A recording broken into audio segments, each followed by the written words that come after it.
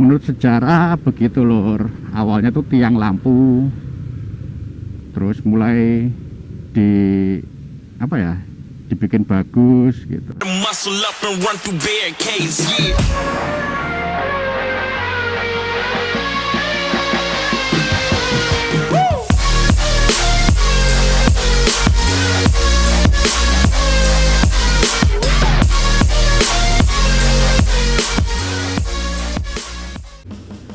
Halo lur, welcome back to YouTube channel Kaan Picture. Bagaimana kabarnya hari ini lur? Baik-baik saja, sehat-sehat selalu ya lur. Motovlog series ini yang ke-27. Gimana? Ada yang berbeda lagi nggak di motovlog series kali ini? Iya, betul sekali. Gambarnya sekalian kembali lagi ke tempat semula. Tempat semula. Bisa nengok-nengok.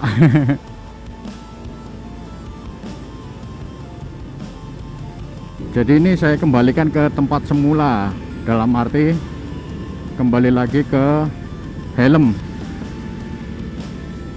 kembali lagi ditempatkan ke helm. Mas Adit. Dari mana itu Mas Adit? Kembali ke posisi helm, karena yang di motovlog series 2 series sebelumnya kan saya selalu bilang saya menggunakan gimbal. Sebenarnya bukan gimbal lur, sebenarnya bukan gimbal, karena di seri 24 judul serinya kan tes gimbal tapi ada tanda kutipnya gitu. Jadi kalau sedulur ada yang ngeh apa ya, sadar mungkin kok pakai tanda kutip gitu. Jadi sebenarnya itu bukan gimbal lur. Jadi saya tempatkan di dada. Saya menggunakan chest, saya menggunakan chest strap. Kenapa saya bilang gimbal? Karena saya baca di artikel di Google, kestabilannya menjaga gambar itu lebih baik daripada di bagian lain gitu. Ya cuma yaitu tadi kembali lagi ke faktor merek dari kameranya sendiri. Kalau kamera yang hero mulai dari hero 5 ya, hero 5, 6, 7, 8, 9 sampai yang keluar yang sekarang itu udah stabil banget. Biarpun taruh di helm, mau taruh di manapun ya tetap stabil gambarnya. Kamera yang saya gunakan ini kan Bipro 5 AE Mark 3S, dia memang sudah ada setelan untuk ace-nya, tapi ada beberapa spot gambar sama beberapa gerak itu dia tidak mampu untuk menghandle ace-nya gitu. Jadi gambarnya pun footage-nya itu biar bagus gitu, makanya saya coba pakai chest strap, karena di artikel itu disebutkan area terbaik adalah di badan. Nah, karena kamera saya punya kelemahan seperti itu, ace-nya ada tapi nggak mampu untuk meredam beberapa guncangan yang agak sedikit ekstrim ya. Kalau hanya guncangan helm kanan kiri kayak gini, itu mungkin masih bisa dihandle dengan baik. Tapi kalau udah yang ekstrim seperti ini, nah itu mungkin udah nggak karu-karuan itu gambarnya. Mereview juga motovlog series yang gagal tayang. Sebenarnya nggak gagal tayang, tapi mungkin saya akan saya jadikan kompilasi aja mungkin. Hari Selasa saya ke daerah Ngadirojo ya, Ngadirojo itu dari rumah saya format semua, memory cardnya saya format. Saya menggunakan memory card dengan 64 GB. Itu saya format, berarti kan kosong nih. Dalam perjalanan saya on dari rumah, begitu on langsung saya jalan. Itu sampai di Ngadirojo itu saya dapat 12 video. Satu videonya pada saat mau dipindahkan dari kameranya mau dipindah ke laptop itu terbagi jadi 15 menit, per videonya 15 menitan. Jadi ada 12 video dengan 15 menitan, dan ukuran videonya size-nya itu sekitar 2,63 giga.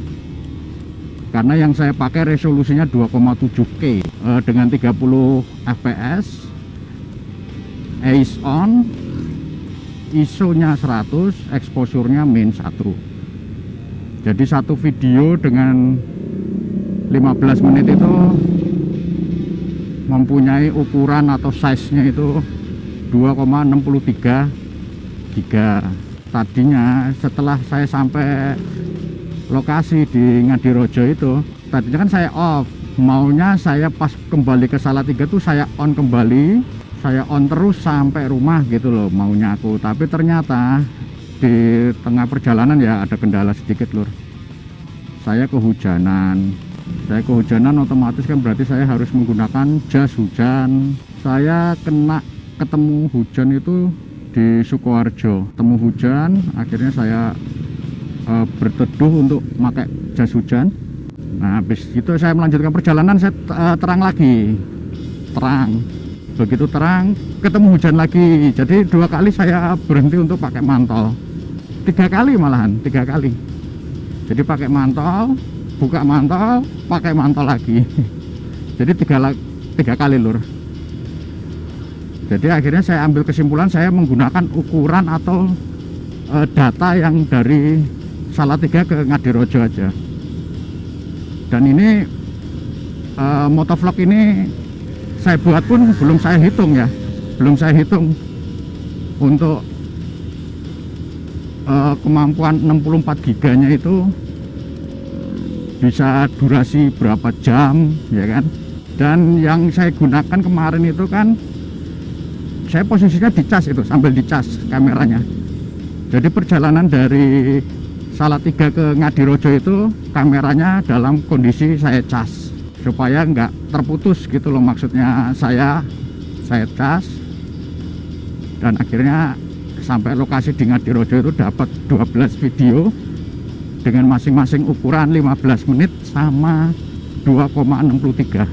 Ya mungkin sedulur bisa menghitung lah, resolusi yang saya pakai kemarin 2,7K bisa menghasilkan 2,63 giga. Berarti kalau resolusi di bawahnya macam 1080 dengan 60 fps dan 1080 dengan 30 fps, pastinya ya mungkin akan lebih kecil lagi, mungkin 1 giga mungkin.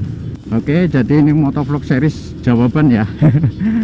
Gimbal apa ya? Ternyata bukan gimbal. Saya hanya menggunakan chest strap saja.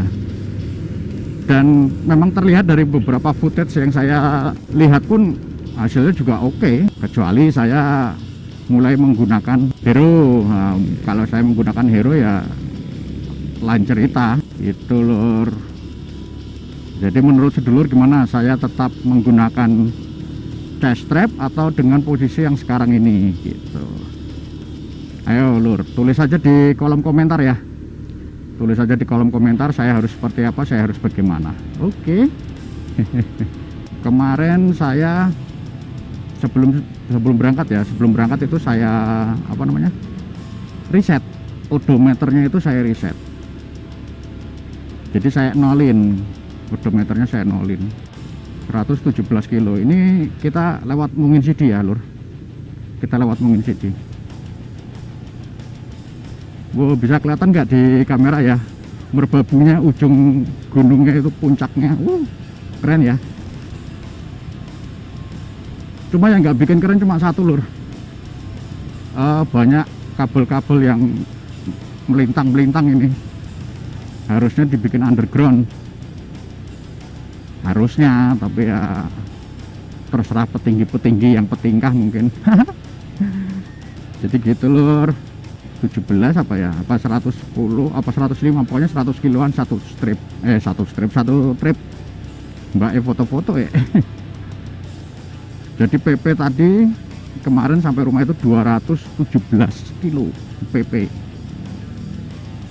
Dan konsumsi BBM kan saya sempat isi BBM itu, saya pun juga saya riset juga odometernya untuk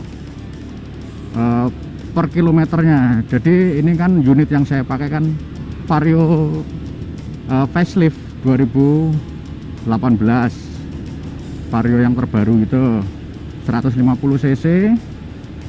Nah di speedometernya itu kan, di dashboardnya itu ada pilihan odometer.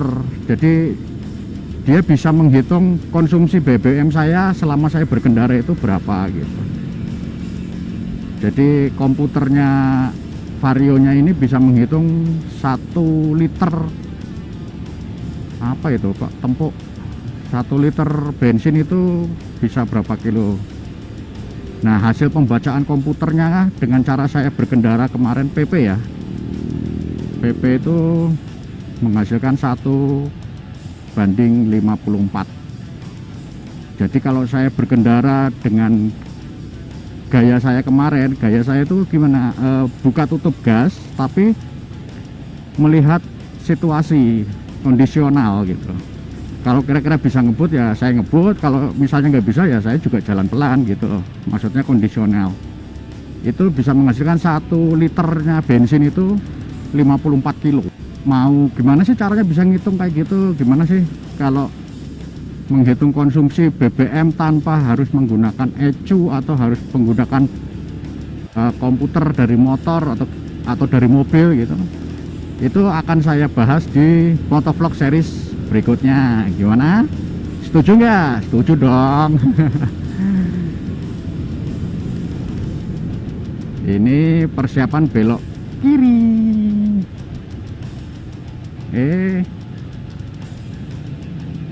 Satu arah kok malah podo belok. Setidaknya kau sudah kerekam. Ikoniknya Salatiga Tugu Jam. Sudah pernah saya bahas ya di seri pertama perkenalan. Awalnya bukan tugu seperti itu lur. Awalnya itu malah cuma tiang kecil aja buat naruh lampu. Kata menurut sejarah yang saya baca seperti itu. Hiu, mulai motor cross kita. Iya.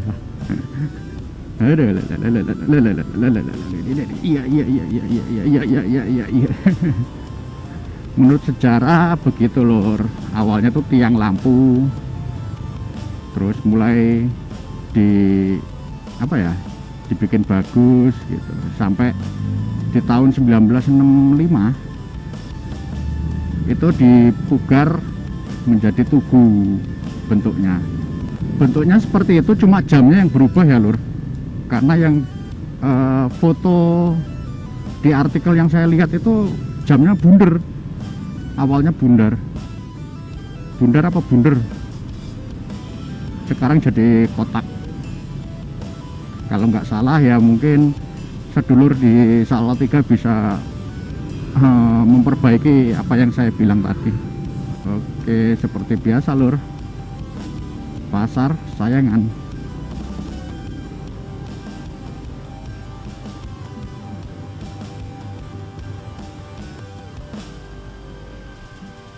Ya tak pameti sisan Bali.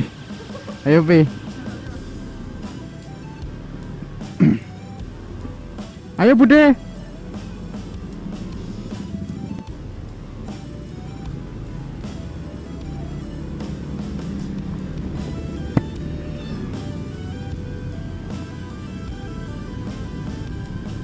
Dari pasar Sayangan. Halo lur, welcome back to YouTube channel Kan Picture. Nih hari ini cerah sekali ya, cerah, tidak ada hujan. Tapi nggak tahu di daerah lain hujan apa enggak. Ini saya closing aja ya lur. Jadi terima kasih yang sudah mampir di YouTube channel Kan Picture, sudah mau nonton video-video dari motovlog series. Yang belum subscribe silahkan subscribe. Yang sudah subscribe saya ucapkan terima kasih sebanyak-banyaknya. Jangan lupa untuk di like, di share videonya sebanyak-banyaknya di medsos kalian ya lur. Dan sampai jumpa lagi di motovlog series berikutnya dari Kan Picture. Run through barricades, yeah.